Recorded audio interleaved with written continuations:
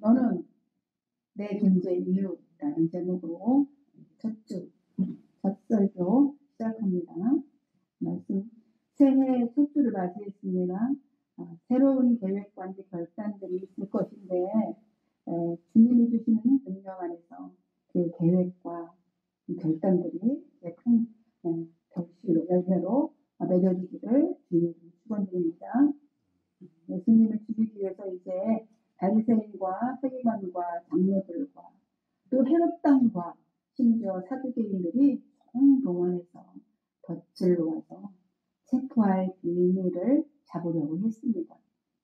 그러나 주님의 그 놀라운 지혜로 그 계략으로 그냥 끝나고 오히려 주님의 탁월함이 드러날 뿐이었습니다. 덫을 놓으려던 그들은 주님의 답변이 아주 놀라웠다. 이 성경을 그렇게 기록하고 있습니다. 놀라웠어요. 주님의 말씀이. 그러던 중에 서기관 한 사람이, 요즘 말로 말하면 종교학자죠. 한 사람이 예수님과 그들이 변론하는 그 모습들을 이렇게 보고 있었습니다.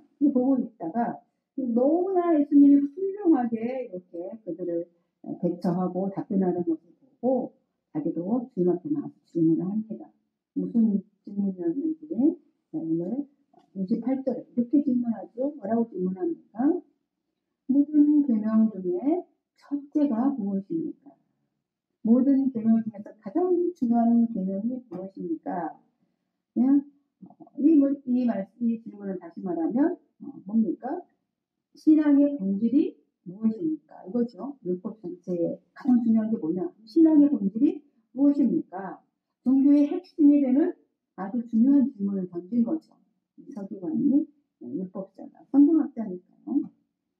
이 대화, 이 예수님과 이 성경학자, 이 서기관과의 대화는 공관복음에 다 기록되어 있습니다.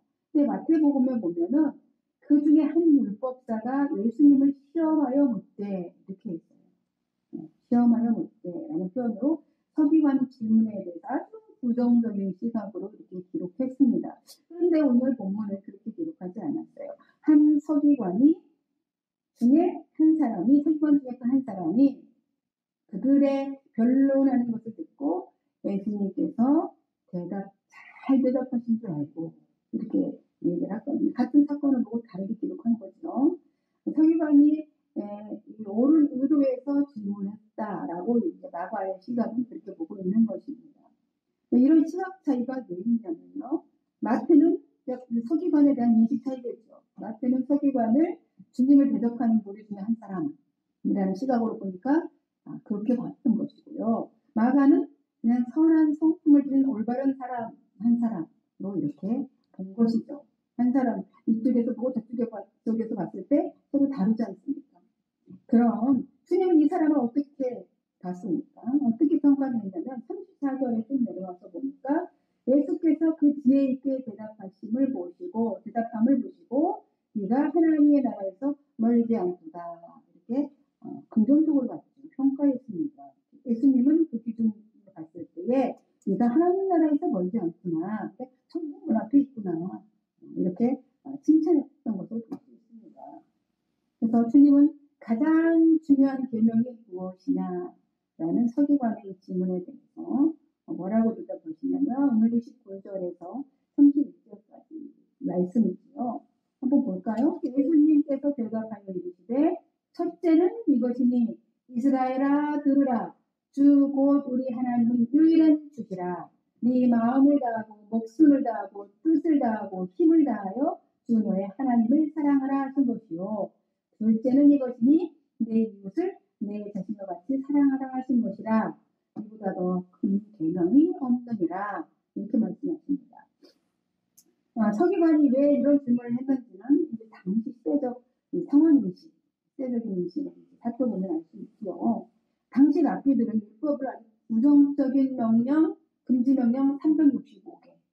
그러니까 이 365개죠. 1년 365개 금지 명령, 그리고 긍정적인 거 하라 하는 명령 248개. 248이면 우리 몸에 뼈다귀 수라고 해요. 248개 합해서 613개 조항을 제정하고 있었습니다. 그래서 사람들은 이 조항들 가운데서 어느 것이 더 중요하고 또 율법의 대원칙은 어떤 것일까? 늘 그걸 한번 찾아내려고 랍비들은, 선동학자들은 노력을 하고 있었던 것이죠. 이런 생각 속에서 이 서기관도 주님께 질문한 거죠. 대체 이 613개나 되는 율법 중에서 제일 중요하고 율법의 대원칙이 뭘까? 가장 중요한 핵심이 뭘까? 이게 궁금했던 것이죠. 그래서 주님은 이제 첫째 되는 기념이 뭐라고 말씀하십니까? 세 마디를 얘기하시죠. 신명기 6장 4절에서 5절 말씀. 이스라엘아 들으라. 주 곧 너희 하나님 유일한 주시니 네 마음을 다하고 목숨을 다하고 뜻을 다하고 힘을 다하여 주 너희 하나님을 사랑하라 하신 것이다. 이렇게 성경을 인용해서 말씀을 인용해서 말씀을 대답하여 주셨습니다. 이 첫째 계명 한마디로 하나님을 사랑하는 것이다. 제일 되는 계명이라고 말씀하신 거죠. 어떻게 사랑하라는 것이냐? 마음을 다해서 사랑합니다. 마음, 헬라어는 카르디아라는 말인데요. 이 마음은 생각과 행동에 근원되는 곳이죠. 생각과 어떤 행동, 어떤 내가 마음을 먹어야 어떤 행동을 하는 거잖아요. 마음을 먹었던 생각도 하는 것이죠. 그러니까 마음은 어떤 생각과 행동의 근원이 되는 인간의 어떤 중심기관인 것이죠. 그게 마음이잖아요. 마음. 따라서 순전한 마음으로, 순전한 행동으로 그렇게 하나님을 사랑하라는 겁니다. 그 목숨을 다하고 그랬어요. 그 목숨을 다해서입니다. 그 목숨은 헬라어로 푸시케라는 말인데요.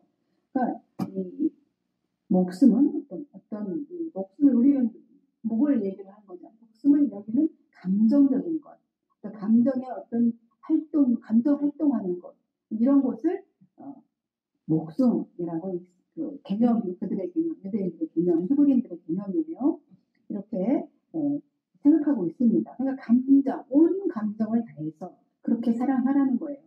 그리고 뜻을 다해서, 뜻을 다하고 힘을 다하는 거잖아요. 뜻을 다해서 이 뜻, 디아코니아가 아니라 디아노니아 헬라어로.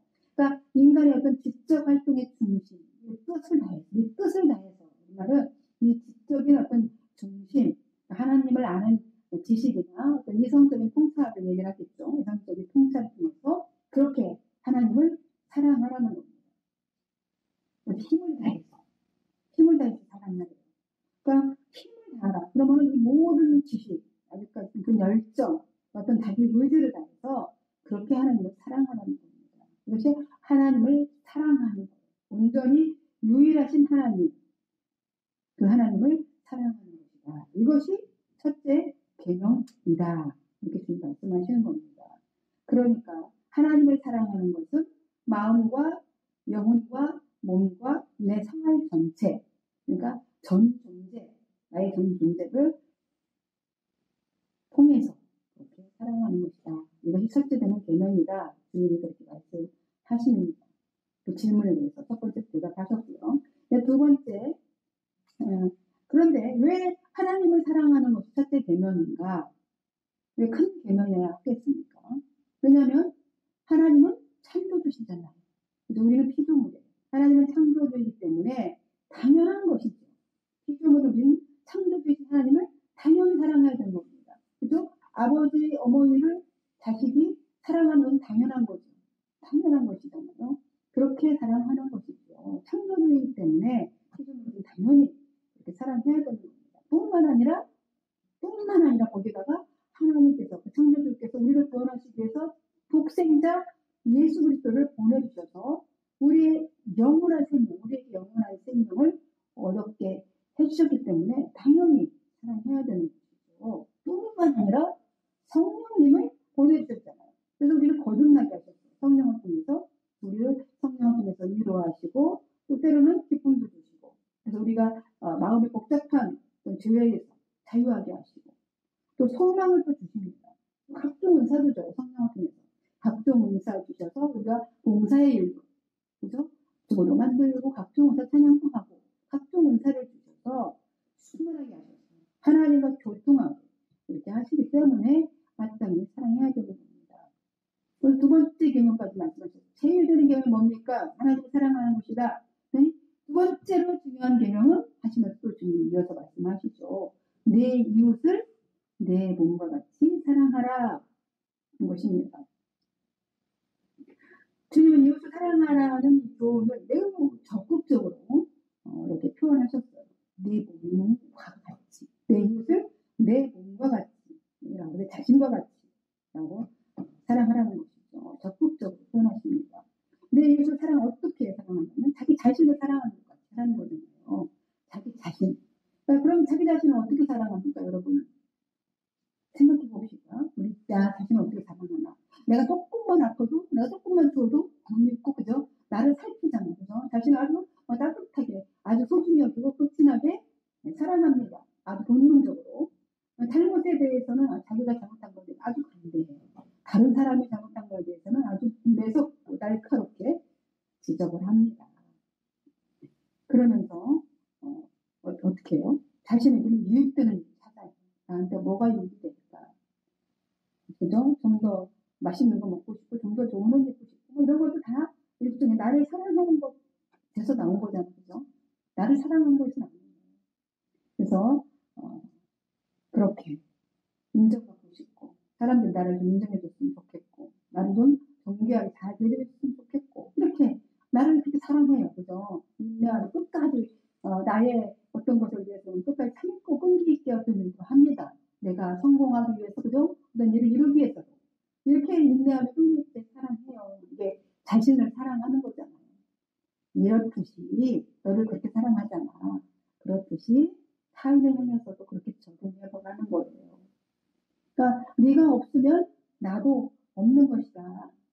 이렇게 생각하고 아주 자신과 동일하게 여기면서 아주 존중하고 배려하고 인정하고 용납하며 이렇게 대하라는 거예요. 나만, 그런데 보통 사람들은 이기적이잖아요. 나만, 우리 가족만, 우리 교회만, 우리 당만.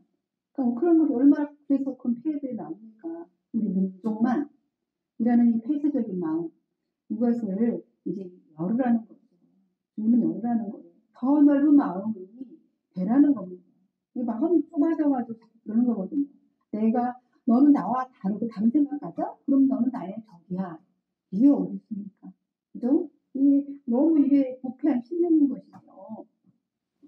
이 계명을 레위기서부터 살펴보았죠. 19장 18절에 내 이웃을 내 자신과 같이 사랑하라. 규례를 주셨어요. 주님 율법을 규례로. 서기관은 첫째 계명이 무엇이냐고만 물었는데 주님은 둘째 계명까지 가르쳐 주셨어요. 이는 이 두 계명이 결코 첫째, 둘째 이렇게 말씀하셨지만 결코 분리될 수 없다라는 것을 말씀하시는 것이죠. 하나님을 마음과 목숨과 뜻과 힘을 다하여 사랑한다면 그 반응으로 이웃도 사랑하게 되는 것이 당연한 것이다 라는 것이죠.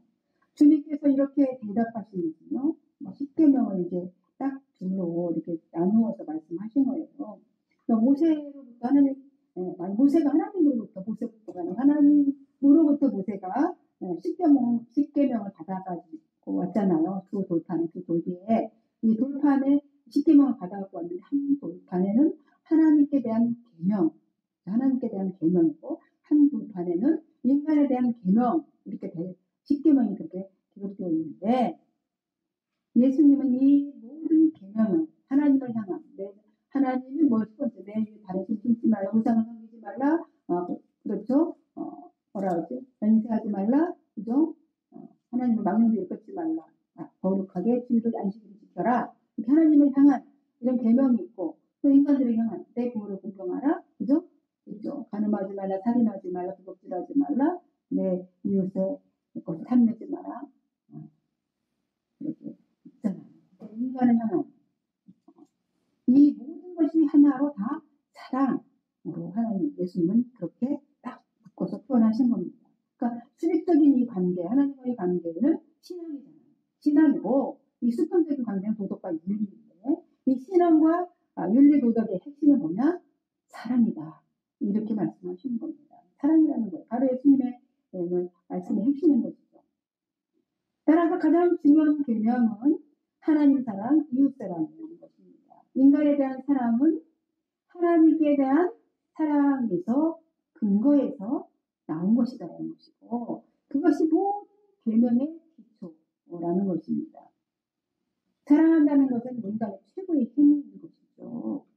그죠? 사랑한다는 것이 인간이 할 수 있는 최고의 힘이고, 최고의 선이고, 최고의 아름다운 것입니다. 이것이 사랑이에요.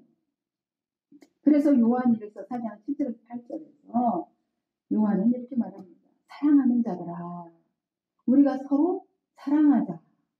사랑은 하나님께 속한 것이니 사랑하는 자마다 하나님께로 나서 하나님을 알고 사랑하지 아니하는 자는 하나님을 알지 못하나니 이는 하나님은 사랑이시니라. 우리가 사랑을 한다면 하나님을 아는 거예요. 내가 누군가를 사랑한다. 이거는 하나님을 아는 거죠. 이렇게 말하고 있습니다. 따라서 하나님을 나의 온 인격과 모든 삶을 포함한, 나의 인격과 모든 삶을 포함한 전 존재가 사랑하는 것이 가장 중요한, 우리가 지금 현재 존재하고 있는 목적, 내가 존재하는 목적이 되어야 한다는 것이죠. 인간의 존재 목적이죠. 그죠? 그러므로 내가 존재하듯이 네가 존재하는데, 나도 존재하니까 너도 존재하잖아요. 내가 근데 존재하는 이유는 네가 있기 때문이라는 이런 자각이 있어야 되는 오늘 말씀하고 싶습니다. 혹시 주변에 가장 함께 살기에, 우리 주변에 많죠. 함께 살기 힘든 분들이 계실 수 있어요. 그죠? 혹시 주변에 함께 살기 힘든 분이 계시다면 지금 이 시간 그분을 떠올리면서 이렇게 마음으로 외쳐봅시다. 너는 내가 존재하는 이유야. 너는 내가 존재하는 이유야. 훨씬 삶이 가볍고 행복해질 것입니다. 나는 너에게 선물이 되어주고 너는 나를 존재하게 하는 힘이 된다. 라는 생각으로 사랑한다면 우리는 하나님의 거룩한 성품을 갖게 될 것이지요. 바울 사도가 그래서 이렇게 말했어요. 남을 사랑하는 자는 율법을 다 이루었느니라. 이게 로마서 13장 8절에 나오는 말씀이고요. 그 위에 10절을 내려가서 이렇게 또 말해요. 사랑은 율법의 완성이니라. 근데 성경은 다 사랑 말씀하는 거죠. 최고의 사랑이 바로 십자가의 사랑 아니겠습니까? 인간은 하나님의 형상을 따라 지음받은 존재로서 동일한 본성을 가지고 있어요. 그래서 우리에게 계명을 주님이 하나님 주셨잖아요. 계명을 주신 것은 우리가 죄를 알게 하고, 그래서 그 죄를 깨달아서 죄를 짓지 않게 해서 하나님과 화목하게 교제하고 싶어서 주신 것이지요. 한 분이신 하나님 안에서 모두 사랑해야 하지만 이 성도의 관계에서 더욱 그렇게 하라는 것입니다. 예수님의 가르침을 이제 다 듣고 나서 이렇게 듣고 난 서기관이 깨달았습니다. 그래서 주님께 이렇게 고백을 하죠. 32절, 33절에 이렇게 서기관이 말합니다. 같이 한번 읽어볼까요? 서기관이 이르되 선생님이여 옳소이다. 하나님은 한 분이시요 그 외에 다른 이가 없다 하신 말씀이 참입니다. 또 마음을 다하고 지혜를 다하고 힘을 다하여 하나님을 사랑하는 것과 또 이웃을 자기 자신과 같이 사랑하는 것이 전체로 드리는 모든 번제물과 기타 제물보다 나으니라. 이렇게 말합니다.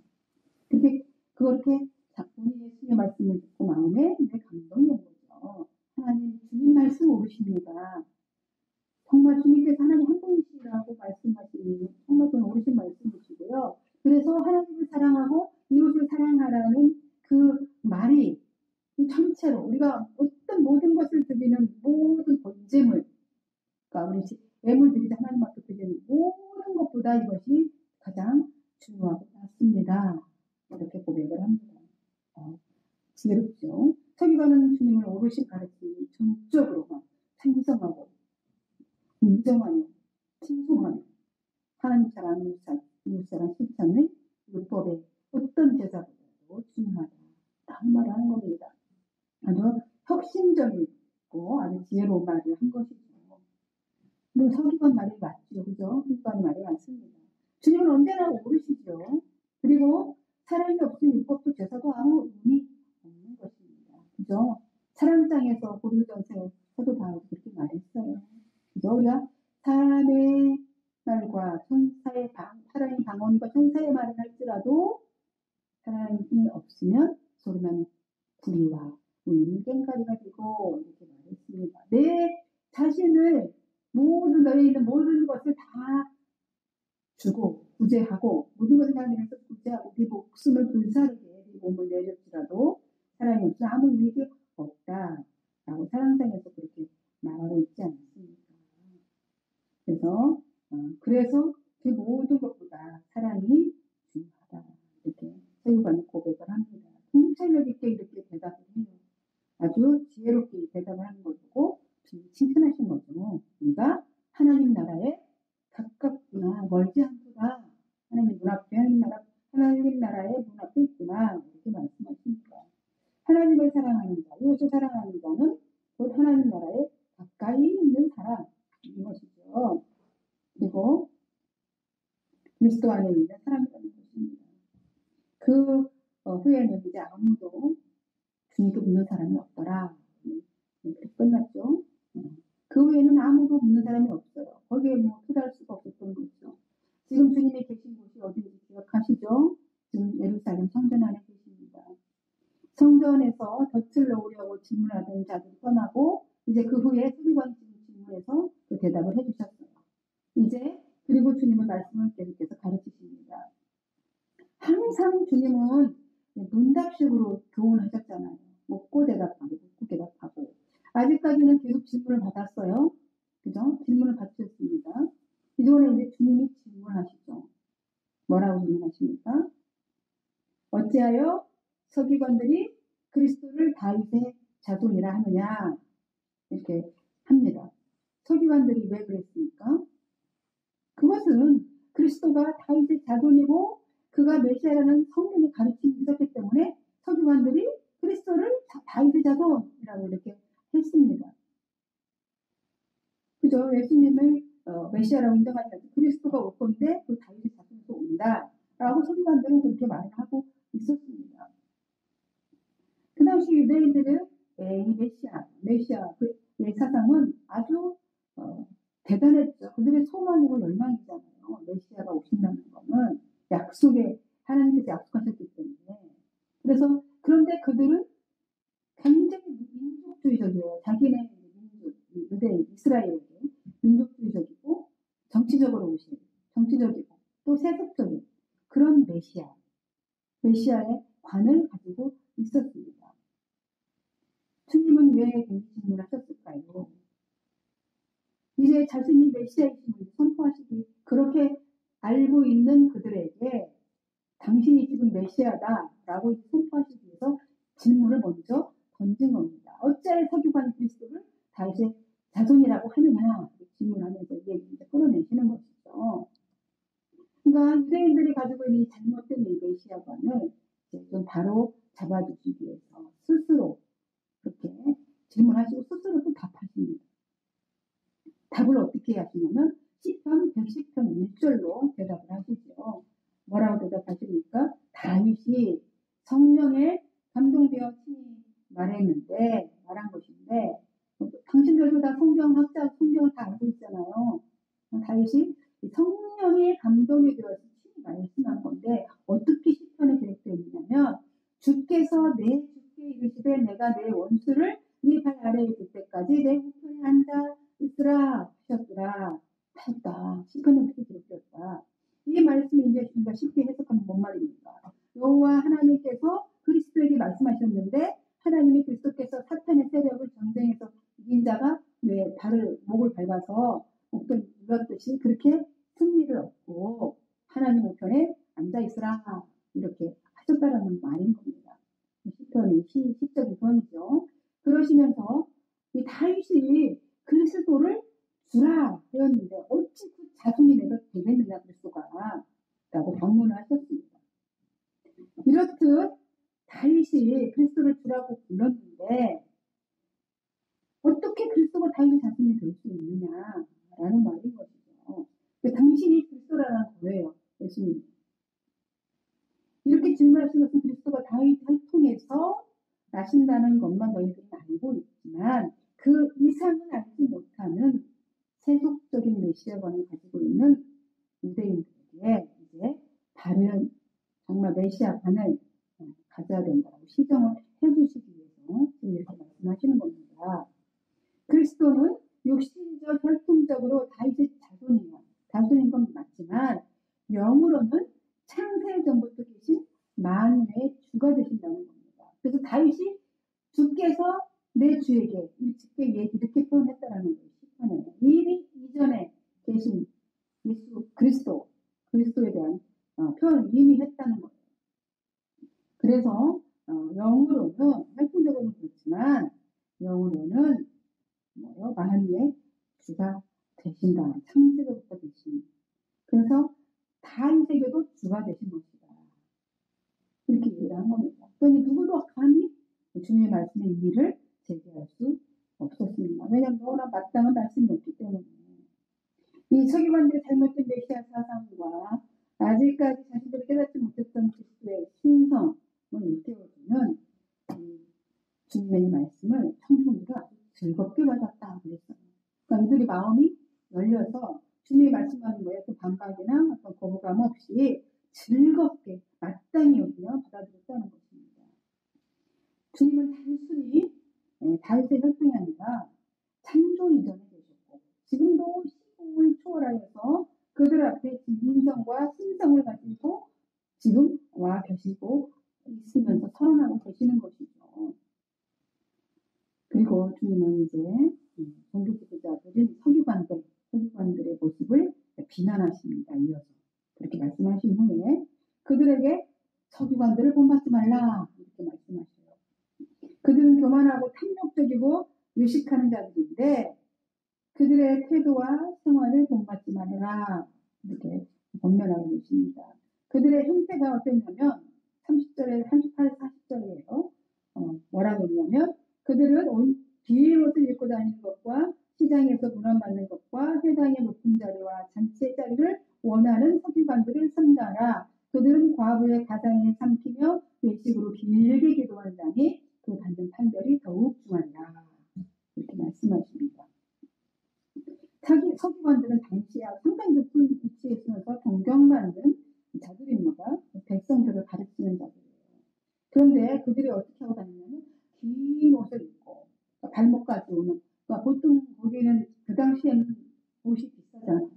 그러니까 비싼 값진 옷을 입고 다니면서 시장을 돌고 다니면서 문안받는 걸 자기 그걸 받는 걸 좋아하는 거죠. 그러니까 인정받고 좀 높임받는 걸 좋아하는 거예요. 그 받는 걸 좋아하고 회당 같은 데 가서 높은 자리 다 상속에 앉고 잔치집에 가면 무조건 자기네들이 윗자리에 앉는 자들 뿐만 아니라 그들은 과부의 가산을 삼키는 자들이라는 겁니다. 그러니까 지기를 과부와 고아를 도라고 했잖아요. 과부 이 3대 과부, 고아, 나그네를 반드시 챙기도록 율법에 다 규정되어 있는데 과부의 가산을 삼키는 자들입니다. 오히려 자기의 그런 지위를 위해서 그들을 착취하는 거죠. 은근히 합법적으로 착취하는 겁니다.